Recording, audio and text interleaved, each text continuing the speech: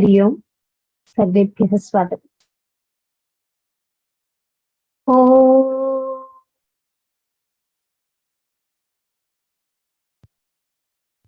गुरुरेव गतिर्गुरुमेव भजे गुरुनैव सहास्मि नमो गुरवे।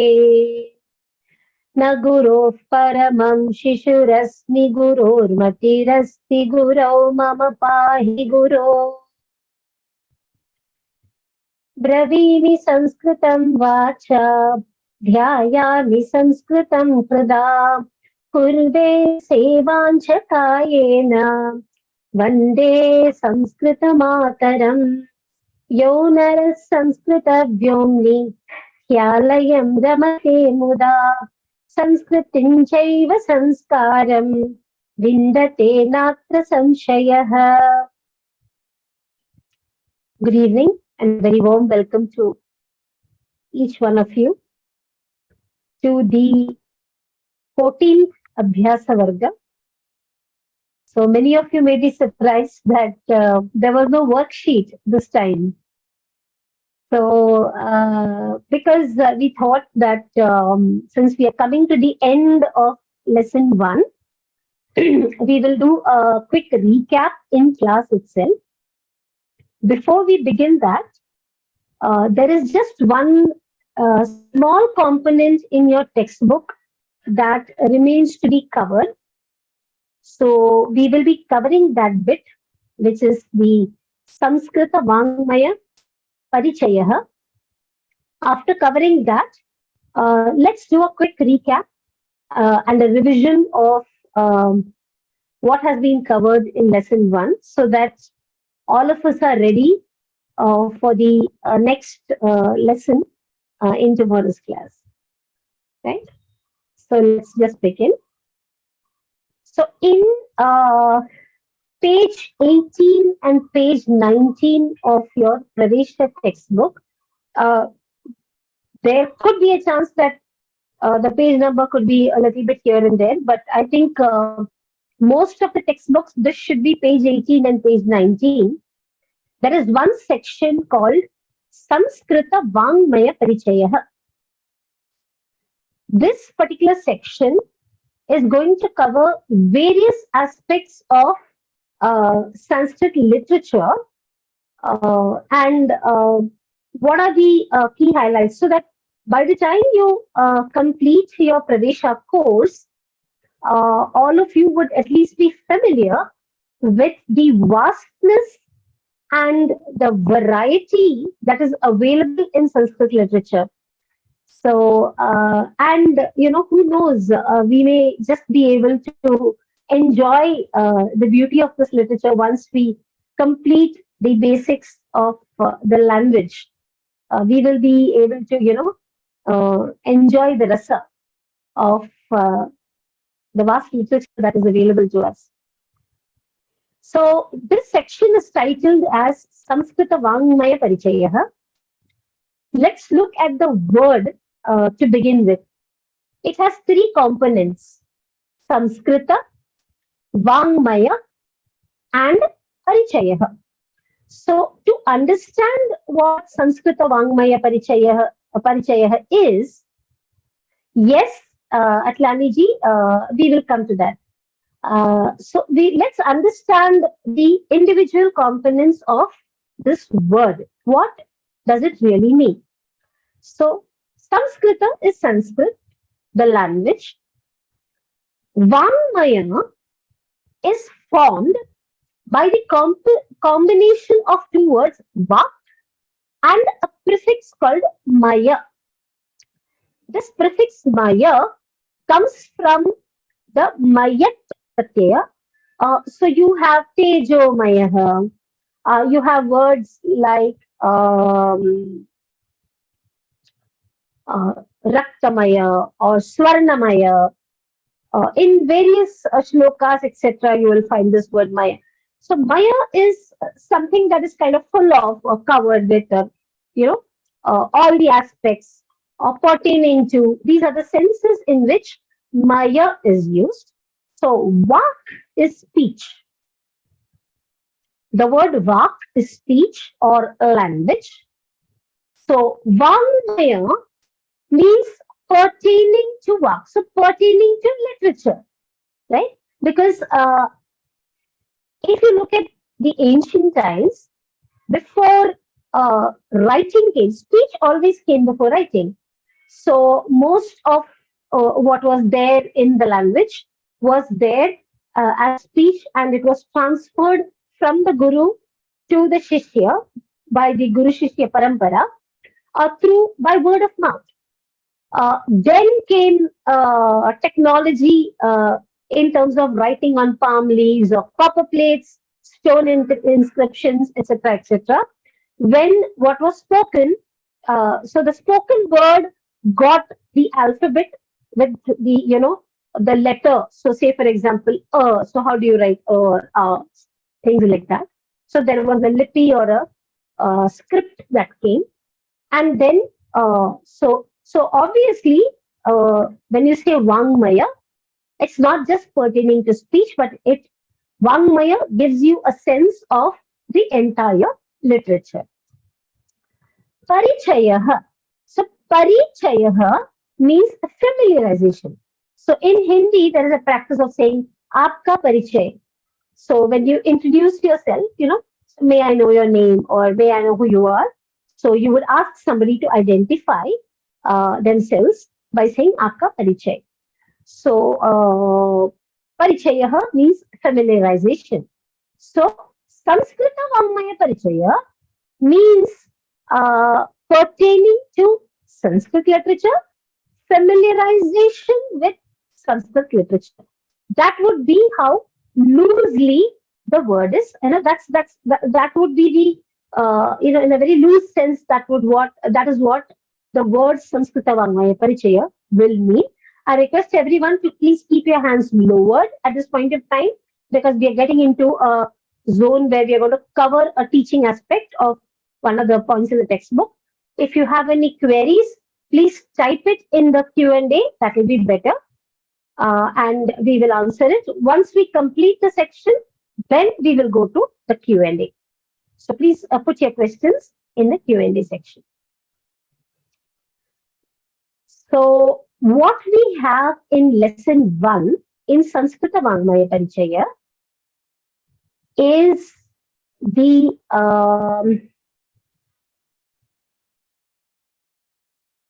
brief introduction to what was covered. Give me a minute, there's a wrong highlight there, which I will just take out. Need not be highlighted.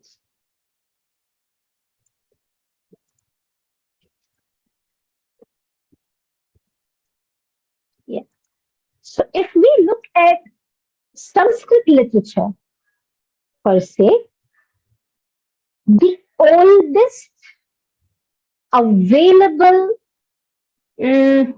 text would be really not correct, but when you say written text, then it's Ramayana, obviously.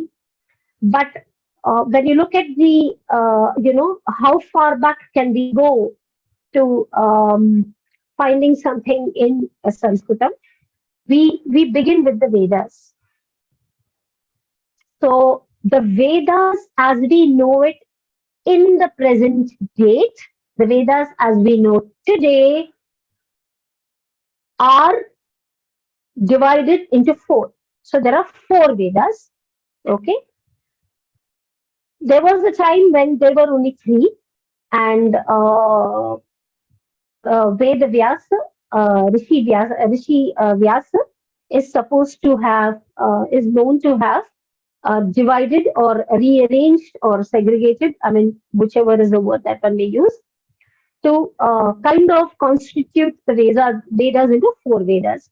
So what we have today with us are the 4 Vedas. Chatvaraha Vedaha Santi. Rig Veda is the first one. It's the oldest Veda that is available, Rig Veda. Then comes Yajur Veda. Then you have Sama Veda. and then you have the Atharvana Veda. Okay? So Vedas are divided into, or there are four Vedas. I wouldn't say Vedas are divided. There are four Vedas.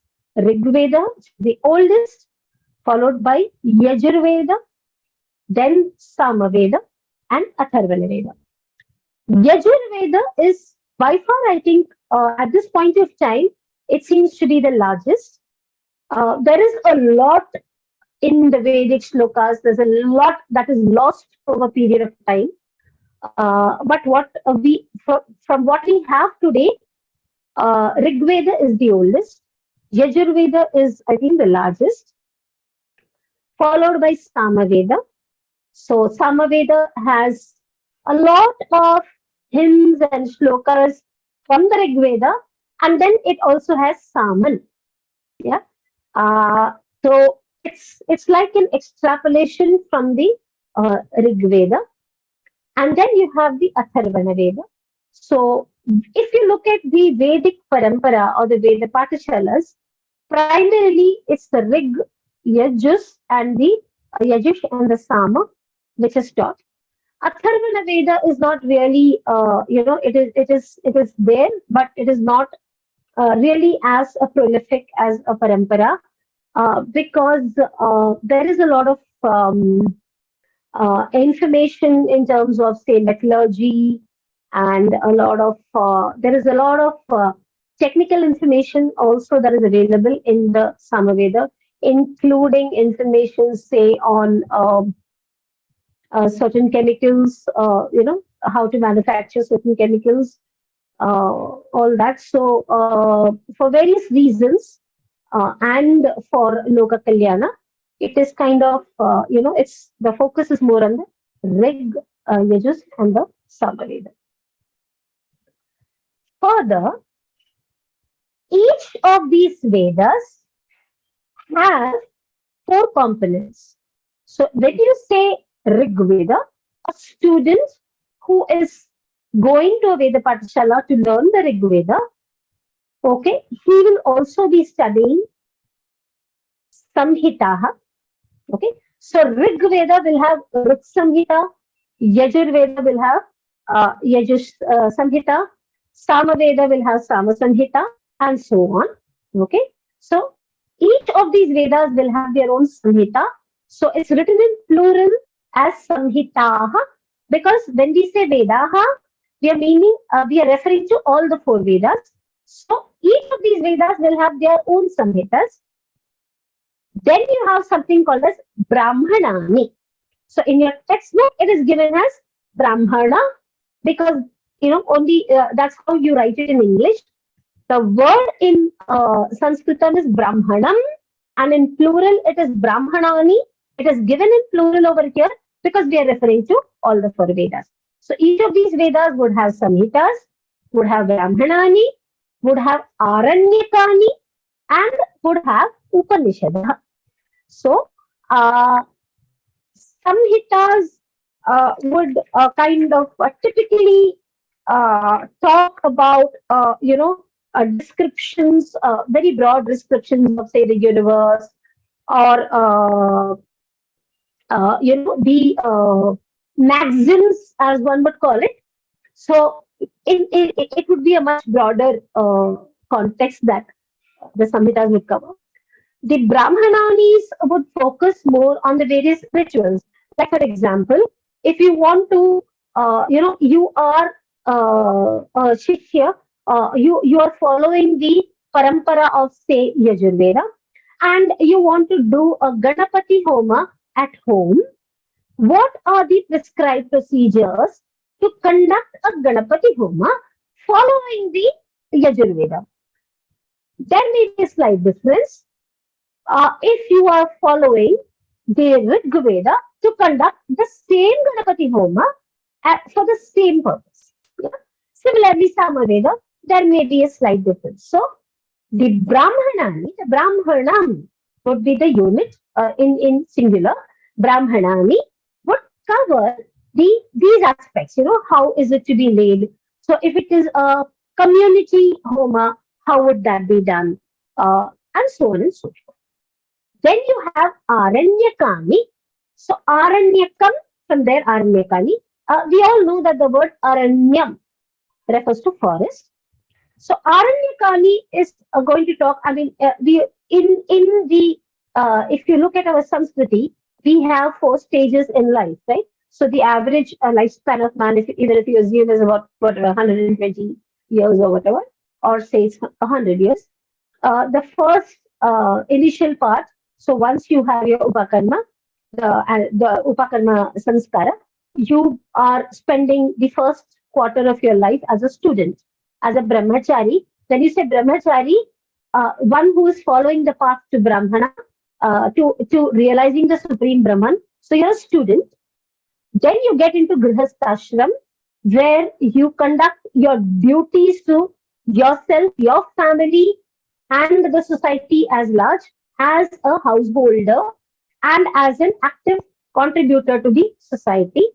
Then you have the vanaprastha, when you slowly kind of detach yourself from the daily aspects of society and you start focusing on the other aspects of life.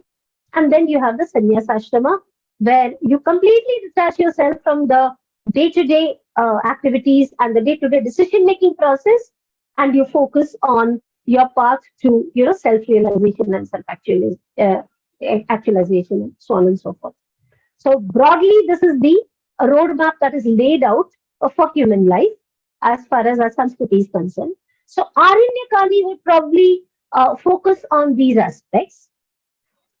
Upanishadaha, so the unit is Upanishad and it becomes Upanishadaha, okay, in plural. So the Upanishads elaborate on the each of the Vedic concepts. So in Rig Veda, for example, you would have sutrams, which would be encrypted, if I may be allowed to say so. So the elaborate descriptions, the elaborate vyakhyanas, as we call it, or the deliberations on the maxims that are given in the Vedas would be done in the Upanishads, so that a clearer understanding of these truths are available. And for a common person, for a lay person who really is not cut out to get into such in-depth spiritual studies, he still gets a roadmap on what is right and what is wrong in life, and he gets a sense of what is dharma. So when you say dharma, it really doesn't mean religion. Dharma is how you conduct yourself in society. So what are the do's, what are the don'ts? You don't steal from someone. You don't put down another human being. You should be kind to all animals and all living beings. You need to respect nature. You need to respect the environment. All these things actually constitute dharma. So dharma comes from the word dhr, okay, which means to hold, to nurture, and dharma is basically giving a guideline to every individual as to how he or she needs to lead a better quality life and evolve as better human beings. So this is what the Upanishads help you. They elaborate on the maxims given in the Vedas, and they give us a much more clearer roadmap. You also have various other scriptures which also do this. So as far as your textbook is concerned, okay, we say that there are four Vedas: Rig Veda, Yajurveda, Samaveda, and Atharvana Veda, and these Vedas are further classified or categorized into Samhita, Brahmana, Aranyaka, and Upanishad. Then we go on to another classification of the Vedas, where Vedas are classified into Karma Kandaha and Jnana Kandaha. Karma, as you know, karma is action. So what you do. Jnana means knowledge. So what you learn. So now the same set of Samhitas, Brahmana, Aranyaka, and Upanishad will fall into this category. So Karma Kandas, the Samhitas, Brahmanani, and the Aranyakani would very loosely, very broadly come under Karma Kanda. And Upanishads come under Jnana Kanda because they open doors to knowledge. They clarify, they elaborate on the concepts given in the Vedas. And for that reason, Upanishads are kind of considered to be under Jnana Kanda because they help you expand your knowledge. Yeah. So this is what your textbook would kind of very broadly cover. Okay. If you look, this is most of it is given in English. So I would suggest that you all read your textbook because it's very simple. There are some prayers or some hymns that are there in the Rig Veda which are covered. Say Akshaihi Ma Divya. So, which means do not play the game of dice. And we all know that's exactly where the deviation had happened when in and one of the greatest and oldest wars known to mankind, that is the Mahabharata war, happened. So it all started with a game of dice. So Divya, Akshaihi, Akshaha means the dice. Okay. Ma is the word Ma has multiple meanings in Sanskrit. In this particular sutram or suktam, Ma is giving you a sense of forbidding. Sometimes Ma could be used in the sense of negation. Sometimes Ma is used in the sense of limiting some particular action. Okay. Ma is also another word for the goddess Lakshmi. But in this particular sense, when they say Akshahi Ma Divya, Ma is giving you the sense of forbidding. Divya is do not play or do not indulge, comes from Div Kridayam. So Div Dhatu means to play. It has again, there are multiple dhatus, there is a Div Dhatu which also talks about illuminance, from where you get the word Devaha or Devaha, Devi also, and Divyati, etc. Diva for heaven. But there is another, sorry, there may be a little bit of disturbance at home. Sorry about that. So there is another word, Div Dhatu, which gives you the sense of game, Kridayam. So that is the Dhatu that is being used here. Akshayati Madhivya, do not indulge in the game of dice. There is another statement that is there in your textbook. Krishim it Krishaswa. Krishim it Krishaswa, which means till your land. So it again talks about having to grow your own food. So probably when we would read these in the correct context, we would know that they're talking about growing your own food, becoming a self-sustaining unit of society, and things like that. Yeah. Uh, there are also statements like, say, the Yajurveda has statements like Satyam Vada, Dharmanchara. It's very famous and it's used very often. So speak the truth and follow the path of Dharma. Yeah. So these are a few things that are there in the Vedas. So they have also given 2 or 3 Vedic mantras that are there. It will be nice for you to read the textbook and catch up on this. In case there is any aspect in your textbook that you're not able to understand, we find it difficult to understand, please feel free to write to us. We will take it up in the next class and we will try to understand what it means. Yeah. Apart from that, like I said, Rig Veda has 8 ashtakas and 10 mandalas. Yeah. So these are divisions, these are technical terms given to say the various chapters that Rig Veda has. Okay. These things can come as fill in the blank questions in your examination. Yeah. So there was a question asking if Samskrita Vangmaya Parichaya is going to be asked in the exam. Most certainly, there are questions. Sometimes you have match the following that come in your exam. Sometimes you will have fill in the blanks. There would be 1-mark answers. So all sorts of things. We have tried to put a few questions together for this class itself. Let's see and let's go through them also. Yeah. But this aspect, Samskrita Vangmaya Parichaya, as a student of Pravesha, you have to read through this. There will be a little bit of coverage that is there. The important aspects will be covered in the class. But for as far as your exam preparation is concerned, you have to read every bit of this. And like I told you, things like match the following will come, or 1 mark answers may come from this, or fill in the blanks may come. So, or they may be there may be even true or false. So these are the ways that they ask questions from this particular section in your book. So Rig Veda has 8 ashtakas, 10 mandalas. So ashtakaha, dasha mandalani, mandala, and then plural is mandalani. Okay. Then if you look at Yajurveda, Yajurveda has two divisions. One is Krishna Yajurveda, that is Shukla Yajurveda and Krishna Yajurveda. So as it's just called Shukla and Krishna. I mean, they just had to name it as A and B. So they just kind of named it as Shukla and Krishna. That's all. So Shukla means bright. Shukla means Shukla means white. Shukla means bright.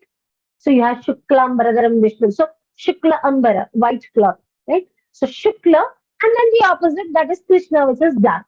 Basically, Krishna Yajurveda, the Yajurveda has two bifurcations.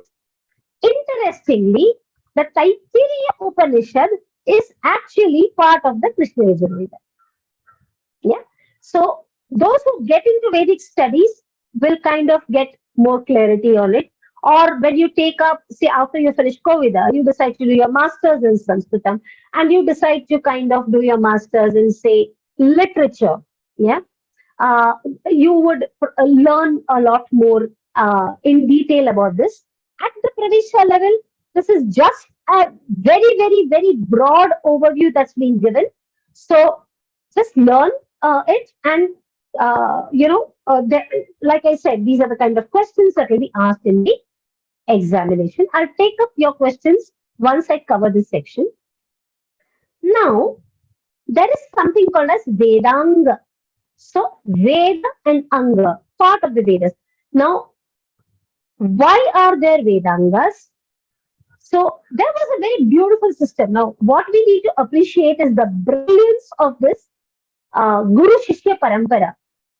So, as you know, for centuries and centuries, okay, knowledge transfer happened from the mind of the Guru to the mind of the Shishya through the Guru Shishya Parampara. And this parampara was so beautiful. Okay, when it is a knowledge transfer from mind to mind, there is no question of knowledge getting stolen or books getting, that it's from a mind of the Guru to the mind of the Shishya. Now, to ensure that the information in the Vedas is passed on from generation to generation to generation, retaining the integrity of the Vedas. So if you see, the Vedas have not diluted over centuries, over yugas, over yugas. So what was there in the Vedas during the period of Ramayana or during the period of Mahabharata exists even today. So they're kind of timeless. How did they manage to achieve that? So there is this beautiful system of Vedangas which serve to protect the integrity of the Vedas. How that happens is, let's just look at the Vedangas to understand that. So in Vedangas, so there are 3 or 4 things that you need to retain, right? You need to retain the content, you need to retain the interpretation, and you need to retain the style of the method, the encapsulation of the information. That is kept integral through generations, through centuries. That happens because of the Vedangas. So the Vedangas are 6 in number. This is a very, very, very frequent question in your question paper, in your exams. Okay? Shiksha. So the Shiksha Shastra basically focuses on phonetics.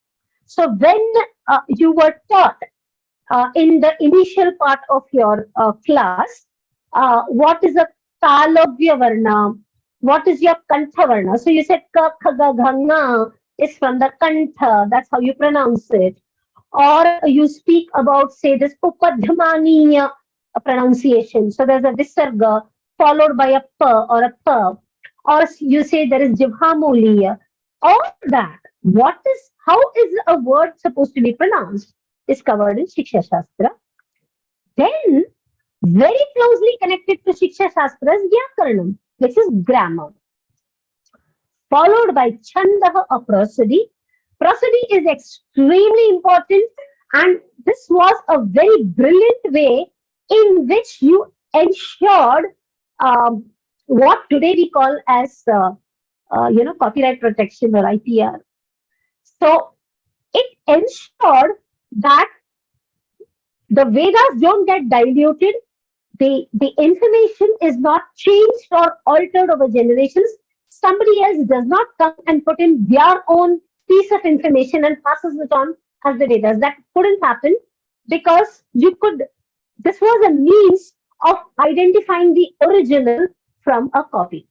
So that's where Chandas mattered. So Chandas is the Pratipadikam, Chandah, okay, prosody. That is the style of writing. You will learn a lot about Chandah as you go forward. In Kovida, this is covered in great detail, okay. So a lot of you who chant the Bhagavad Gita or who chant the Vishnu Sahasranamam or even when you chant Bhagavatam, so there's something called as Anushtup Chandah. Yeah. So when you say Anushtup Chandah, it is, when the verse is written in components of, there are four padams. So 1, 2, 3, 4. Each padam would have 8 aksharas. So 8 plus 8 is line 1, and then line 2 will have 8 plus 8. So 4 padas, okay? And each pada would have 8 and 8. And then there is also a sequence of what is a Hraswa Swara, what is a Dirgha Swara. So you have a Laghu and a Guru, etc., etc. I'm not getting into that. But Chandas basically gave you definite, it kind of set the rules as to how your poetry is to be written, if I were to call it, how Padyam is written. Yeah. So you have Gadyam, which is prose, and Padyam, which is uh, English loosely poetry, not technically very, very close, but how Padyam is written. So it kind of gave you that framework to do that.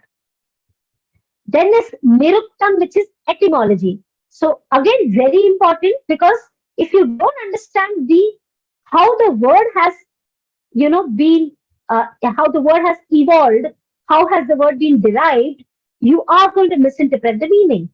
So, for example, when I say Ramaha, and I say it comes from Ramadhatu, okay, and the meaning is Ramate Yasmin Yoginaha. So, Ramadhatu, and this is the prefix that is attached, this is the suffix that is attached, and then you get this word. So, that is etymology or nirukta. Understanding etymology will help you understand the true meaning of all the literature that is available. Then comes Jyotisham, okay, which is astronomy. So Jyotish, a lot of people think Jyotish Shastra is, you kind of show your palm or you show your horoscope and you find out what is your future, is it going to be good, bad? That's kind of nothing. That's just the tip of the iceberg. Jyotisham is a huge, huge, huge field which talks about mathematics and numbers at a nano or subatomic level to the calculations of the universe. So that's the expanse of numbers and mathematics that's covered. It's a very, very huge, and because you're talking about calculations of rotation and revolution of the various celestial bodies, stars, planets, etc.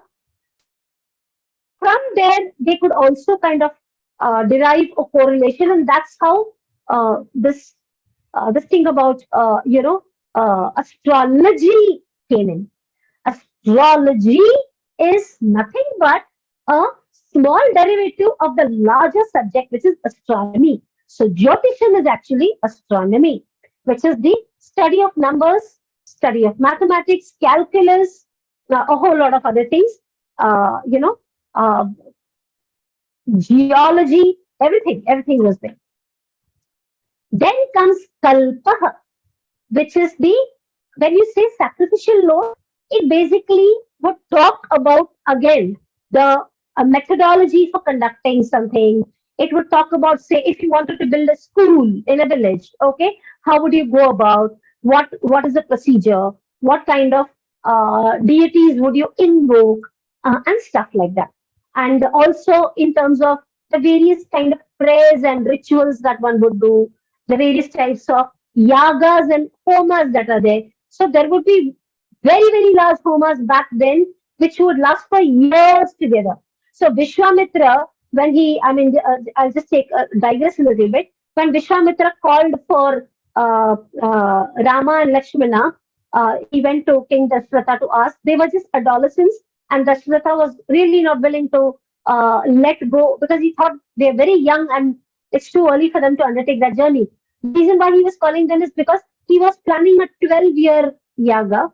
So it's a continuous yaga for 12 years, and therefore the necessity to protect it from antisocial elements, as one would call it. Okay, so that was, which would be the asuras who would try to create problems and vignas, and that's why he kind of called upon Rama and Lakshmana. I mean, so just to talk about the various kalpas. So kalpa would also cover the procedures, the materials required, the kind of chemical reactions that would be there, the various dravyams that are going to be used for, say, a small homa which you would do at home, two very, very large homas which you would do, say, for bringing rain or for protecting the land, for various things, for, any cosmic imbalance, uh, any comet coming, any meteor coming and hitting the planet. I don't know. It's kind of a very large subject. So these are the Vedangas. Vedangas will be asked as one mark questions in your paper. It can be also asked as, say, true or false or match the following, any kind. Usually it comes as one mark questions. Okay. So that covers the section on Vedas. Now let me look at the Q&A. I've put a few questions in place. So as and when we get the questions, we will also kind of get you to answer them.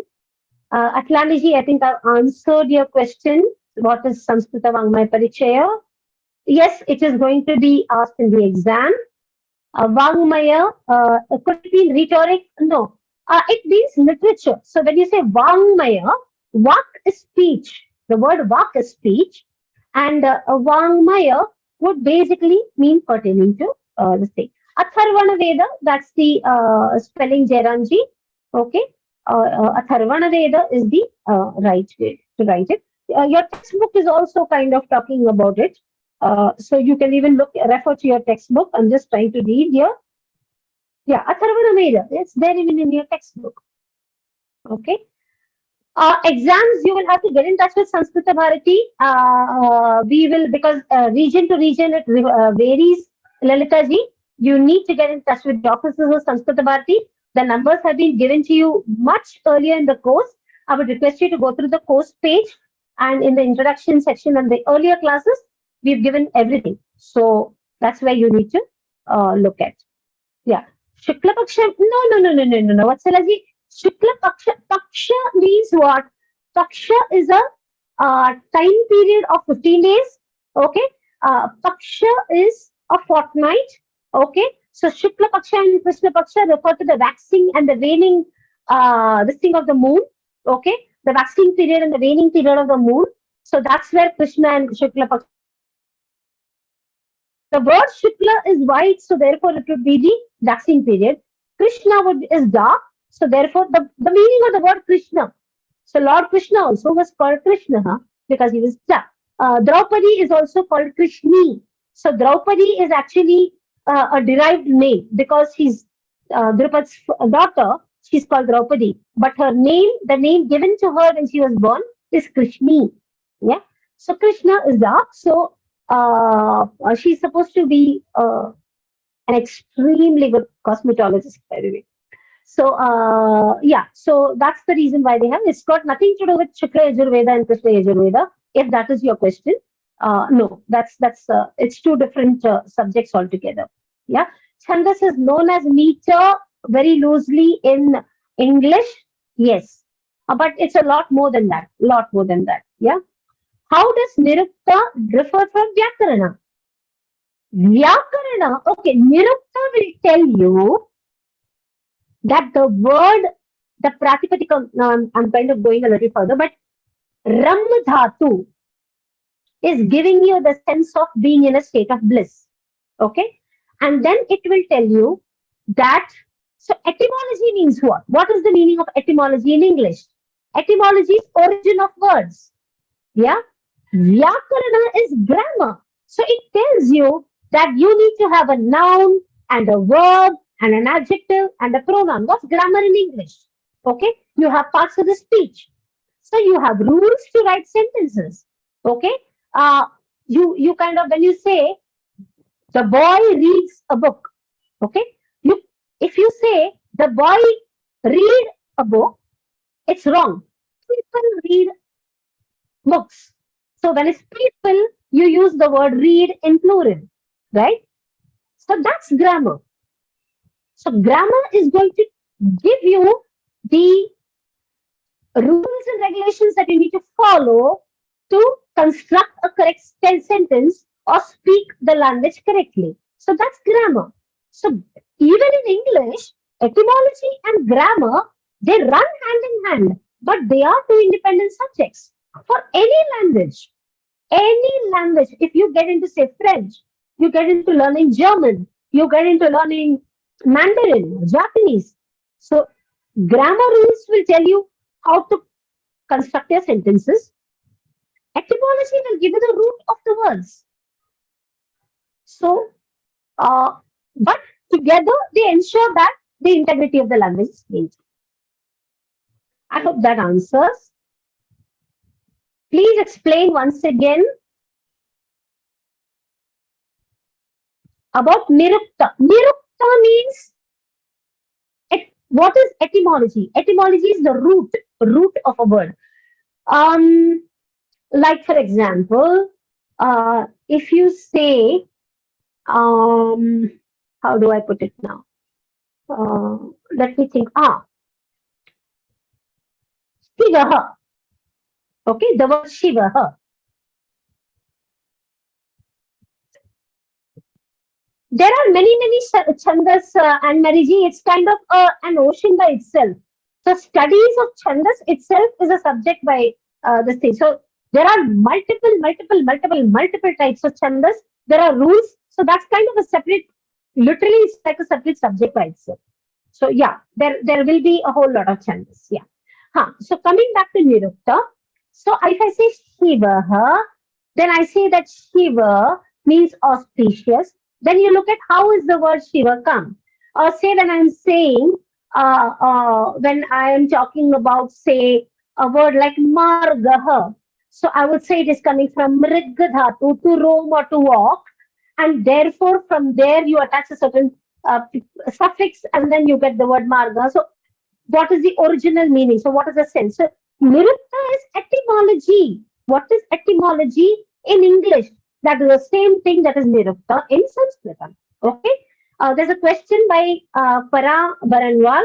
Vedangas are exactly what? So these individual subjects, Shiksha, Vyakarana, these are called Vedangas.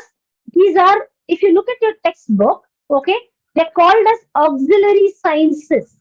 So please read your textbook to get a better understanding.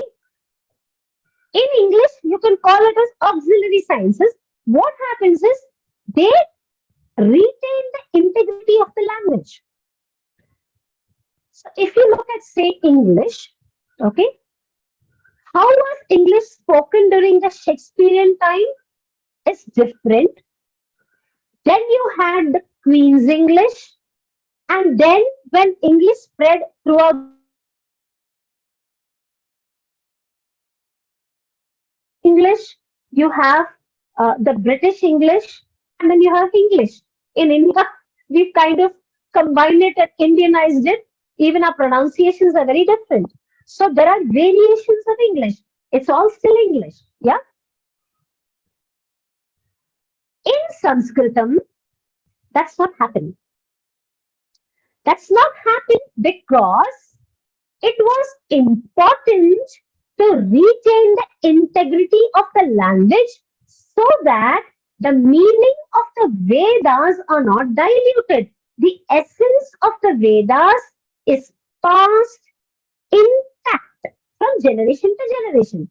How do you do it? You do it through a process of laying rules to understand the language and to communicate the language and to apply the language. That is done through these auxiliary sciences, which are Vedangas, which are covering different aspects of the language. So don't worry too much about it. What you need to understand, this is the first time as a student of Pravesha, it's lesson one, it's very early. So there are two things. You need to just have an orientation. You're probably, many of you may also be hearing these words for the first time. So my point is, don't get too stressed about it. Okay. These elaborations and more information on each of these Vedangas will come over time. All of it will not come in day one itself. All right. From a Pravesha aspect, from an examination point of view, you just need to know what are Vedangas. So Vedangas are six in number: Shiksha, Vyakaranam, Chanda, Niruktam, Jyotisham, and Kalpaha. That's all we need to understand at this point of time. What does Shiksha in turn cover? Probably once you finish Kavida and you get into specialization, you might choose Shiksha Shastra and then get a better understanding. So I hope I have done justice and covered that doubt of yours. Yeah. Now Amarikosha is a is a dictionary. It's like how you have the Collier's this thing, or you have Webster's dictionary, you have the Oxford dictionary. So there are various dictionaries in Sanskrit Bhasha. Amarikosha is one of them. Vaijayanti is a medical dictionary which students of Ayurveda will refer to, because it has, just like you have botanical names, there are scientific names for various plants and also the various chemicals that are extracted from plants and the extraction process and stuff like that. So that's what Vaijayanti would cover. So there are many kinds of dictionaries. You will learn about it much later. Okay.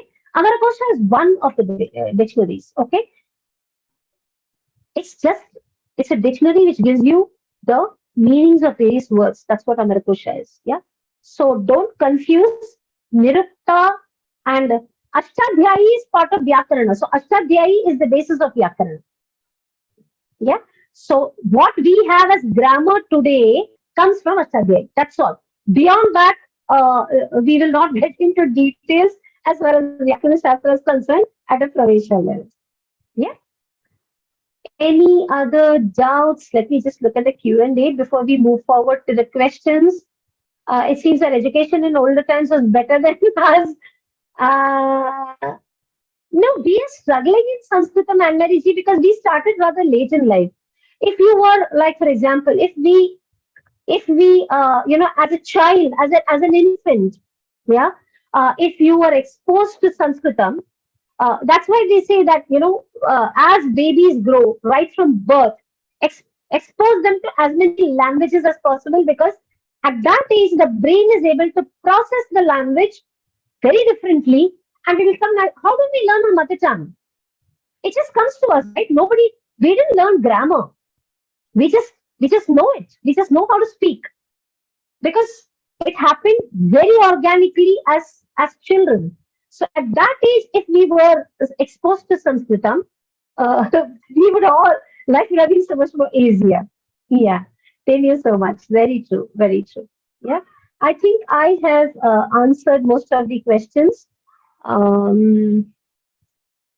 Let's just go to the prashnas that I have, because I thought at this time we will do revision. Let's look at what we can do, because we've already spent a lot of time here. So these are questions, okay? Uttarani likhata. So the questions are based on what we have just learned right now, okay? So if a request, if there are, yeah. Right. Kati Vedaha Santi. How many Vedas are there? So those who would like to answer, kindly raise your hand. Geeta ji, Kati Vedaha Santi. If do try to answer in Sanskritam. Hari Om. Hari Om Bhagini. Hari Om. Here I'll have to say it in English because my knowledge of Sanskrit is not enough. No, your today's class was excellent, excellent, and I'll be listening to it again and again, playing it back. Let me tell you that. No, sure. Okay, Sure. And going back to the question, Kati Vedaha Santi, Chatur Vedaha Santi. Okay, Chatvaraha will be the word. Chatvaraha You will learn Vedaha numbers. Yeah, you will learn numbers. I think in lesson 3 in the Pravesha. So Chatvaraha Vedaha Santi. Vedaha So let me give you some input on how questions are asked in the exam. Okay. Astu. 1 mark questions. It's perfectly fine if you answer them in English, but for me, as a student of Sanskritam, if I were ever to correct the papers, I would be happier. It's not that you would lose marks by answering in English, because at the Pravesha level, they give you the option of answering in English. Most of the questions you need to answer in English, but it will be nicer to write it in Sanskritam. So it's very easy. Kati means how many. Okay. So you just replace it with the number. Chatvaraha Vedaha Santi, and there you have it. A perfectly correct sentence in English in Sanskritam. Yeah. So Adyataha vargaha karnamritam asti. Dhanyavadaha. I have not taught anything outside of your textbook, by the way. So this is beautiful because the textbook is so beautiful. Explanation.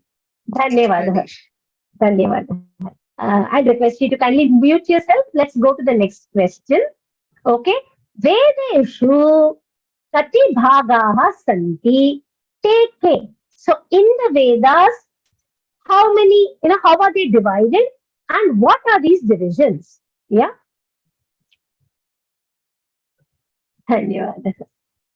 So yes, Aklani ji, I've requested you to kindly unmute yourself, please. Hari Om Bhagini. Hari Om. Yeah, would you like to attempt the answer? Vedeshu. Just a second. I have them here. I'm just kind of giving you a hint. Chatvaraha Bhagaha. Take, which are these parts? They would be, just a second. I just have, Sanhita. Excellent. Brahmana. Aranyani. Aranya. Upanishadaha. Upanishadaha. So I have given it in plural, but please feel free to write it in singular in English in your paper. They would probably, it's perfectly fine. You will not lose marks if you write the answer in English. Usually they mention answer in English. Yeah. Yes. But if you can write it in Sanskrit, why not? Isn't it? That's what we are here for. We are here to learn the language. And thank you so much, because this class has been so wonderful. Thank you so much. Dhanyavad. So, Vedeshu Chatvaraha Bhagaha Santi, Samhitaha Brahmanani Aranyakani Upanishadaha. Yeah, for constituents for the Vedas. Yajurvedasya Bhagadvayam Kim. What are the 2 parts of Yajurveda? So, yeah. Let's see who's answered it. Let's see who's raised the hand. Why can't I see? Oh my God, I'm not able to see the participant list. Yeah. I'm sorry. Okay.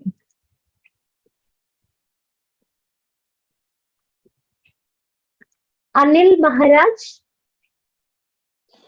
Ram. Yes. Yajurvedasya Bhagadvayam Kim. Shukla Yajurveda, Krishna Yajurveda. Yes. Yajurvedasya Shukla Yajurvedaha Krishna Yajurvedaha iti bhagadvayam asti. This would be the sentence constructed in Samskrita Bharati. But please feel free to answer this in English in your examination. Perfectly fine. Yeah. This is just to give you a sense of how sentences need to be, simple sentences need to be constructed. So what happens is in questions like this, you only have to kind of fill in the answer words. The rest of it, the rest of the sentence you can construct looking at the question itself. Right? Dhanyavadaha Anil Mahoday. You may kindly mute yourself, please. Dhanyavad. Another question that we have, I just put very few questions, well, in a small section. Vedangani ke te kati. So how many Vedangas? So kati Vedangani and kani kani. Okay. How many Vedangas are there and what are they? So Sita Ramanji. Hari Om. Hari Om. Vadati va? Vedangani षड् विधानि सन्ति. तानि कानि? षड् विधानि. तानि कानि? What are they? ते शिक्षा, व्याकरण, छन्दस्, निरुक्ता, ज्योतिष, कल्प च. Kalpa. Samyak. Okay. षड् वेदाङ्गानि सन्ति. Shiksha, Vyakaranam, Chandah, Niruktam, Jyotisham, Kalpah. So in English, in your textbook, it would be written or spelled slightly differently because that's the way it is spelled in English. But if you were to write the answer in Sanskritam, then this is the spelling in Sanskritam, if I were to put it that way. So that covers the last bit of lesson 1, and with this we've completed lesson 1. So congratulations to all of you for completing the first step in the Pravesha textbook. And like they say in the beginning itself, Aradham Uttamajanaha na parityajanti. So we have made a good beginning. Let's continue our journey of Sanskritam. So let's see what is a quick Punaravartanam, let's just do. So we had learned these things. Dakarantaha tad shabdaha. So let's see who would like to answer this. Yes, Priyadarshini ji, I would request you to please type your question out here. That will help me. Yeah, Priyadarshini ji, you have written that you have a question. I would request you to kindly type it. Atlani ji has asked, are you explaining the mantras? Which mantras are you talking about, Atlani ji? If you could just kindly elaborate on it, it will help me. So, Dakanantaha tad shabdaha. Who will attempt it? Srilata ji? Srilata ji? Would you like to answer? Srilata ji? Good evening, ma'am. Good evening. So, Dakarantaha tat shabdaha. Do I need to you remember the chart? Tell the Tat Shabda table or the one which we have Yeah. lesson, The Tat Shabda table that you learnt in lesson. That is in Pullinga, Strilinga, Napumsakalinga. I'm unable to hear you. Ekavachanam, Dvivachanam. Yeah. Can you hear me now? Am I audible? I'm unable to hear you. You're unable to hear me. I'm not muted. Is everyone else having a problem with hearing me? No, I can hear you fine. Oh, that's fine. So I said this Pullinga, Strilinga and Napumsakalinga, Ekavachanam, Dvivachanam and Bahuvachanam. Srilata ji, would you be able to answer? No, I can't hear her. Is anyone else able to hear her? Right. I think there seems to be a problem. Yes, Bhagini, are you able to hear me now? I don't know what's happening. Okay, let's move forward. Tejas Mahoday? Yes, ma'am. Can you say the chart? Dakarantah, Tadshabda, Pullinga, Strilinga, Napumsakalinga, Ekavachanam, Dvivachanam, and Bahuvachanam. Can you attempt it? Why is he mute? Ma'am, can you hear me? Yes, I can hear you now. You were muted. I can Yes, hear you now. in Pullinga, Saha Taute, and in Strilinga, Sa Te Taha, and Napumsakalinga, Tat Te Tani. Samyak. Excellent. Very good. Thank you, Tejas. Mute karo to kripaya. Let's go to the next one. Dakarantah etad shabdah. See, the reason why we are doing this over and over again is because this will help you in a whole lot of things in times to come. Okay. Mansi ji, Mansi Devna. Namaste. Namaste, ma'am. Namaste, ma'am. Yeah, namaste. Etad shabdah. एतत् शब्दः पुल्लिङ्ग एषः एतौ एते स्त्रीलिङ्ग एषा एते एषाः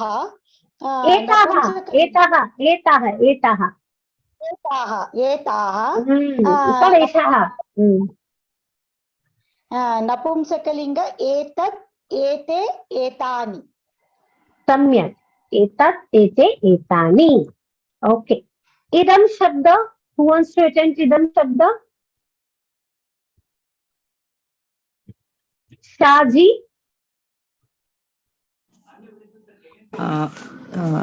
Which one, ma'am? Idam Shabdah. Idam Shabda.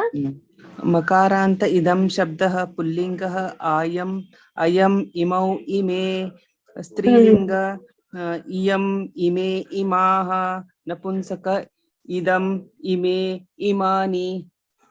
Samyak. Samyak. You really memorized it well. You memorized it, right? Yeah. Excellent. Very good. Dhanyawad. Thank you. Thank you. Yeah. Other Shabda, slightly tough one. Shaila Bhagini. G Shaila. Yeah. Shaila Bhagini Badativa. Ma'am, I have not practiced other shabds. Okay. No problem. Kindly mute yourself. No problem. Kindly mute yourself. No problem. Anandi K. Namaste, ma'am. Hari Om. Namaste, Hari Om. Can you attempt Sakaranta Adar Shabda? Adar Shabda. Pumlinga, Asau, Amu, Ami, Strilinga, Asau, Amu, Amu, Napumsalinga, Adaha, Amu, Amani. Amuni. Amuni. Yes. Amuni. Excellent. Very good attempt. Very good. Samyak. Dhanyawad. Kindly mute yourself, please. Pramila Kumari. Hari Om. Hari Om. Kim Makarantah Kim Shabdah. Makarantah Kim Shabdah. Pullinga Kaha Kau Ke Strilinga Ka Ke Kaha Napumsakalinga Kim Ke Kani. Samyak. Kaha Kau Ke Ka Ke Kaha Kim Ke Kani. Yeah. Dakarantah Yad Shabdah. Dhanyawad Pranila ji. Kindly mute yourself, please. Amutta R. Hari Om, ma'am. Hari Om. Yad Shabda, would you like to say? Shabda, yeah, ma'am. Pullinga, yaha, yau, ye. Strilinga, ya, ye, yaha. Napumsalinga, yat, ye, yani. Samyak. Yeah. Thank you, ma'am. Thank you. Dhanyavada. Kindly mute yourself. Yeah, there is a question that has been asked by Atlani ji. Let me just look at it. Yeah. So page 19. Yeah, Atlani ji, you've mentioned page 19. Satyam dharmaschaiti ma mahasishayah. Yeah. So the English meanings are, sorry, 1 second. The meanings in English are given in your textbook. If you need to kind of get a breakup and a little bit of elaboration, I'll just share it with you. So Satyam means truth. Yeah. Dharmaha cha etani. You may note it down if required. Okay. Satyam dharmaha cha means truth and dharma. Etani. Okay. Ma, these two. Okay. Why they have written etani? Because you're looking at it, you're giving it, it's a collective noun. So it's being used in a collective sense. So probably that's why it's given as etani. Okay. Etani maha sishuhu means may it not leave me. That's the sense. Okay. I'm not getting into what is exactly maha sishuhu. You've kind of, there's a mistake in the spelling in what you've typed. So you may kindly refer to the textbook. Okay. Satyam dharmaha cha etani maha sishuhu. May it not leave me. So I think it comes from sish, yeah, benevolence or something like that. So may it not deviate, or may it not go away from me or leave me. Okay. The next sentence, ma grida kasyasya dhanam, it comes from Ishavasyopanishad. Yeah, Ishopanishad is one of the shortest, briefest of the Upanishads. Very few, okay. And this is kind of, I think it's the first shloka in it. Okay, Ishavasyamidam sarvam. It comes there. Okay, ma gridaha. Gridaha is to aspire. Kasya swid means someone else's. Okay. Dhanam, wealth. Now, when you say dhanam, I think I had elaborated it even earlier. Dhanam is not just a material wealth.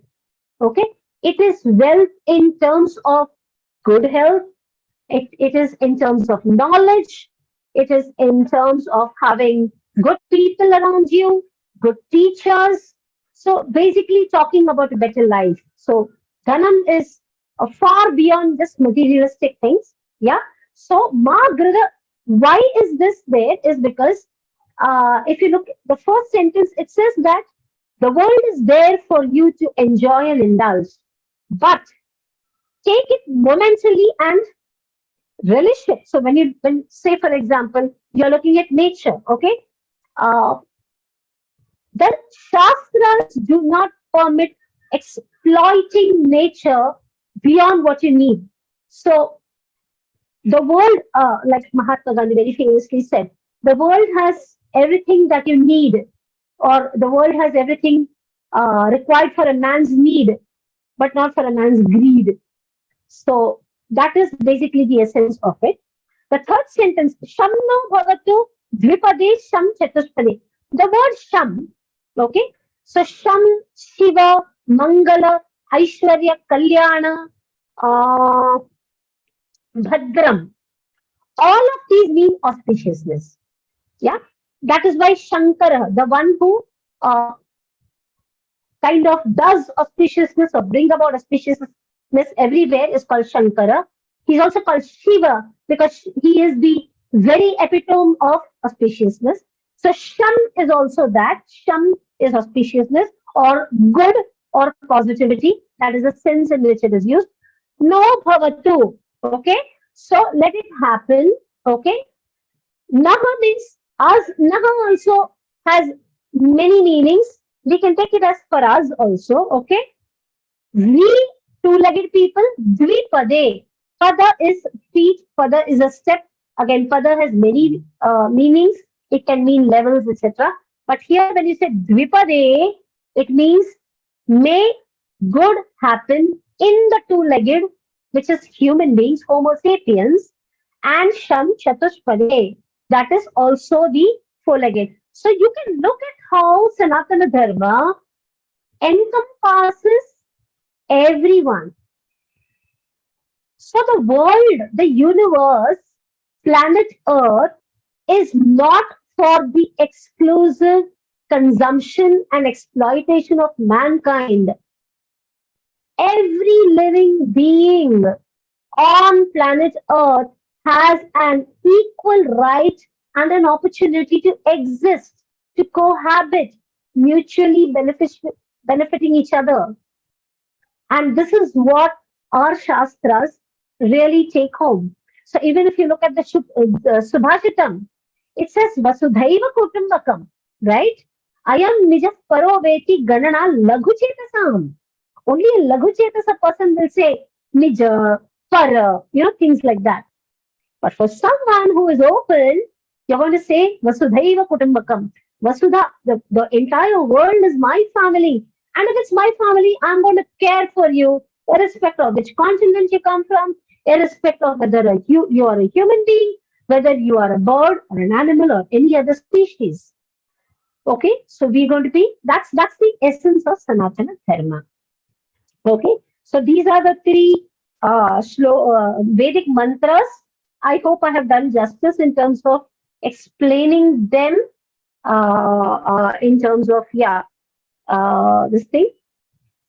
And I think we're really running out of time today. I did want to cover a little bit of the verb patterns also, but I think this has been done. So let's kind of quickly skip this and go to the next bit. Would anyone want to just recite aloud the Prahelika or just shlokas? Do raise your hands. Let's see if we can quickly do that. Yeah. So here is the Prahelika. If anyone would like to quickly attempt it, we just have very little of it. So probably I may not be able to give everyone an opportunity. Please forgive me for that. But let's see who would like to attempt. Okay. Anyone who has not attempted it so far and would like to attempt the Prahelika, please let me know. Yeah. Para Baranwal. Excuse me, ma'am. Yes. Ma'am, can I repeat? Sure, dear. I will say this. Asti nasti shiro nasti. Asti nasti shirora nasti. Asti, the tha is a Mahaprana. Asti nasti shiro nasti. Asti nasti shiro nasti. Bahurasti nirangulihi. Bahurasti nirangulihi. Nasti padadvayam. Nasti padadvayam. Gadham angam alingati swayam. Gadham angam malingati swayam. Samyak. Very well read. Very well read. So you want to attempt the meaning? Did you understand the Prahelika, Para? Ma'am, I joined this course late, but I had attended this class. So as no problem. I remember, no problem. It's like it has arms. It has It does not have arms. It does not have bones. It does not have a head. Neither does it have 2 feet. It only has bahu, that is hands, but it doesn't have fingers. It has arms, but no fingers. It has no bone, no head. It has hands, but no fingers. Neither does it have 2 feet, but it hugs you very tightly. What is it? Okay, ma'am. Thank you. What is it? Can you guess the answer? Yes, ma'am. A t-shirt, shirt. A shirt. So the word for shirt in Sanskritam is yutakam. Yutakam means shirt, right? Okay, thank you, Para. Very good. Very good attempt.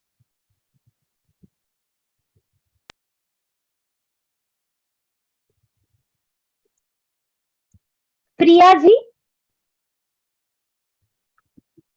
Priya ji? Yes, ma'am. Yes, ma'am. Yes. Yeah. Shaila ji, I'd request you to mute yourself, please.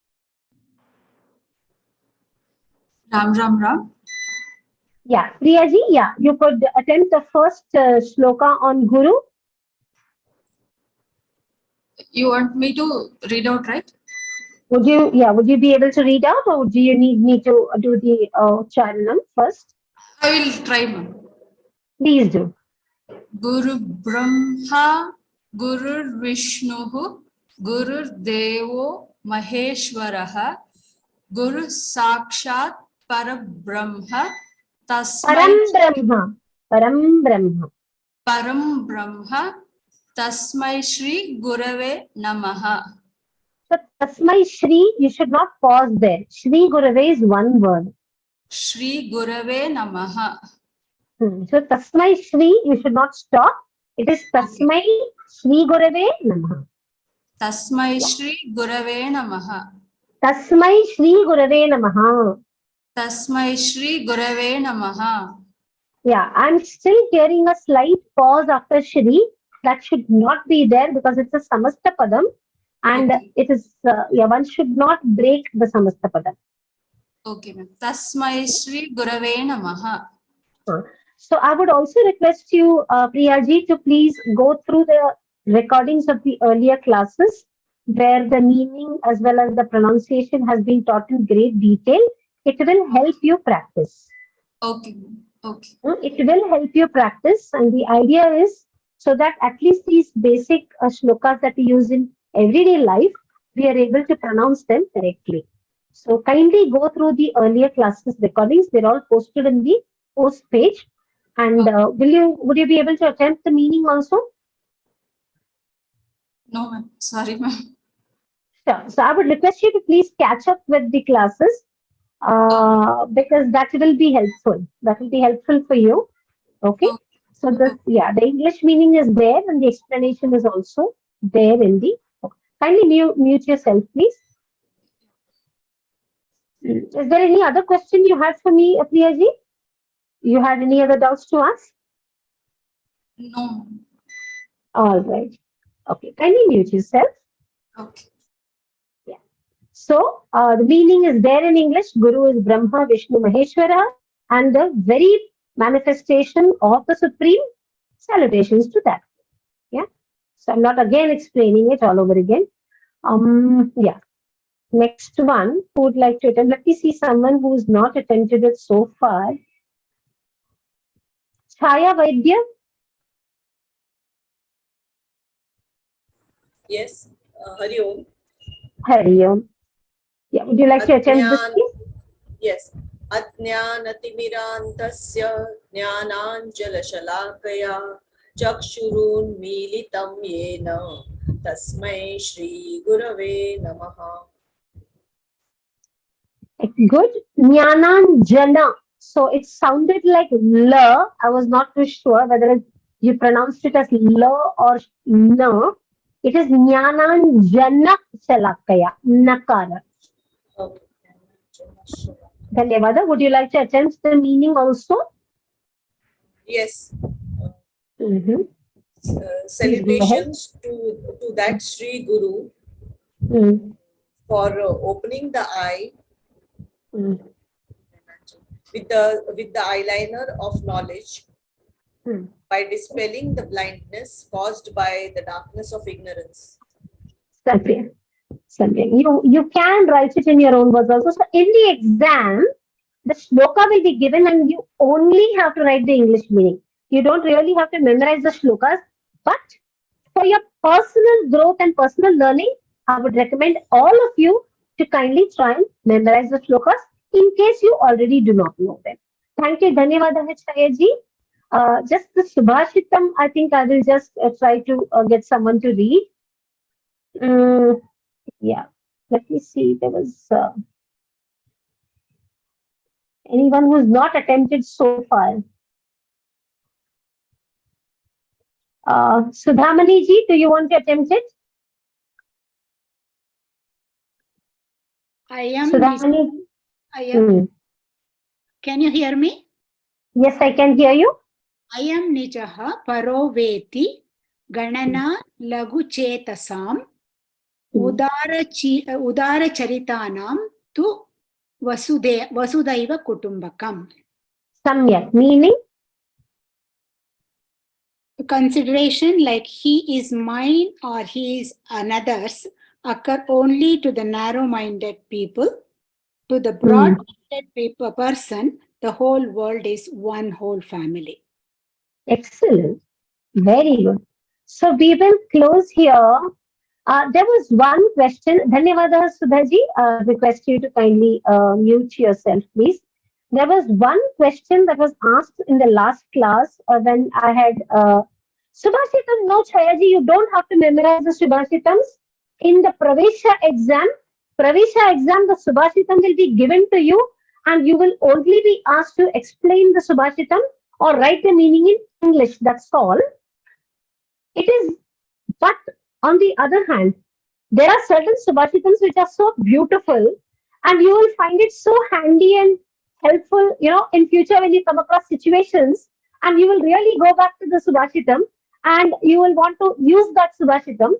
In that sense, yeah, if you want to memorize it, you do, but it's not required. So neither the slokas, nor the Subhashitam, nor the Prahelika is required to be memorized for the Pravesha exam. No. But if you are able to find, not, that's also fine. Yeah. Pravesha, you don't have to memorize. There are other things to memorize which you can do. If there are any questions, kindly put it. Okay, there was one question I had asked during the katha. The question was, Panditaha kam prashnam prachati. And the question, one of the students had raised the question that when you say kam prashnam, is it to whom? So the answer is, if I had to ask to whom, I would have asked Panditaha kasmai prashnam prachati. And your answer would be Shishyaya prashnam prachati. So Chaturthi Vibhakti is used. You will understand why I said kasmai when you get into the concept of Vibhaktis. That's when this will become clearer. So there are certain Kriya Padams where it's like, for Dadati, you say Lakshmanaya, Ramaha, Phalam Dadati, Ramaha, Lakshmanaya Phalam Dadati. So you will learn that when you do Vibhaktis. So there's a lot of interesting and fun things to be done in the Pravesha course. So let's take it one step at a time. I will close the class today right now. At this, I did want to do the katha, but I think I just wanted everyone to read the katha. Do practice it at home, not a problem. Yeah, we will just say the Shanti mantra and close for the day. Sarve bhavantu sukhinah, sarve santu niramayah, sarve bhadrani pashyantu, ma kaschid dukha bhag bhavet.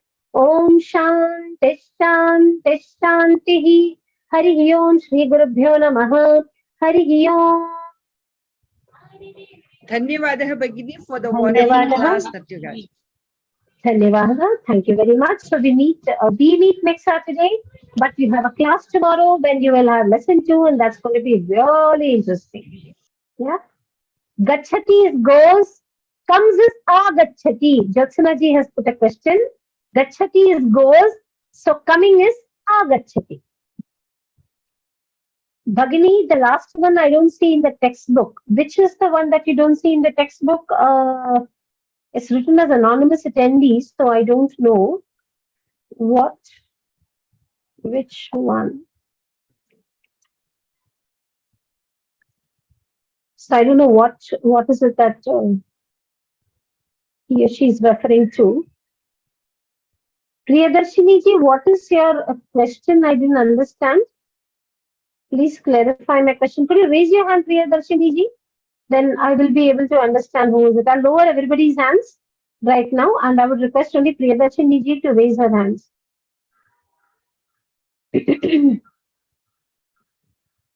Yes, Priyadarshini ji, what is your question? Namaste, Begini. Yeah, I have a question like the Bhagatvayam Asti, Yajurvedasya Bhagatvayam. There, it is, should we say Bhagatvayam Staha Athava Bhagatvayam? No, when I say Bhagadvayam, the Bhagadvayam is a word in singular.